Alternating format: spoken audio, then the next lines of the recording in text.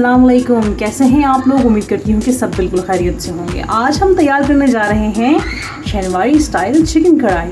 बहुत ही ज़बरदस्त ये तैयार हुई है और बहुत ही आसान है इसको बनाना। आइए चलते हैं वीडियो की जानिब।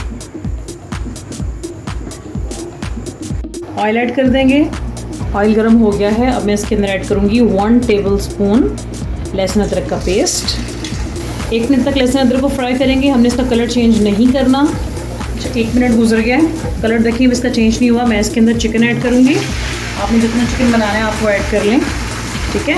और यहाँ पर मैं तेज़ आंच करके चिकन की तकरीबन 4 से 5 मिनट तक भुनाई कर लूँगी। अच्छा, कलर इसका चेंज हो गया है। अब मैं इसके अंदर ऐड कर दूँगी टमाटर। मैंने यहाँ पर 5 बड़े टमाटर लिए और हम इसको छिलकों समेत ऐड करेंगे, ठीक है। यहाँ पर मैं फ्लेम जो है वो कम कर दूँगी, मीडियम टू लो फ्लेम रखेंगे और कवर करके हम इसको पकाएंगे 10 मिनट तक। 10 मिनट गुजर गए। ये देखिए मैं इसका कैप रिमूव करूँगी और अब ये जो है ना टमाटर के छिलके, इसको हम चिमटे की मदद से उतार लेंगे, रिमूव कर लेंगे इसको। अब ये देखिए हम लोग टमाटर को स्पून की मदद से ऐसे तोड़ लेंगे। ये मिक्स हो गया अच्छे से, ठीक है। मैंने इसको टमाटर को चम्मच की मदद से तोड़ लिया है। अब मैं इसके अंदर तमाम स्पाइसेस ऐड कर दूंगी। नमक हस्बे ज़रूरत, लाल मिर्च का पाउडर 1 चम्मच, खुश्क धनिया का पाउडर आधी चम्मच, हल्दी ऐड करेंगे। हल्दी मैंने यहाँ पर ली है 1 चम्मच का चौथा हिस्सा। मिक्स कर लेंगे इसको अच्छे से और हम इसको पकाएंगे जब तक चिकन गल नहीं जाता।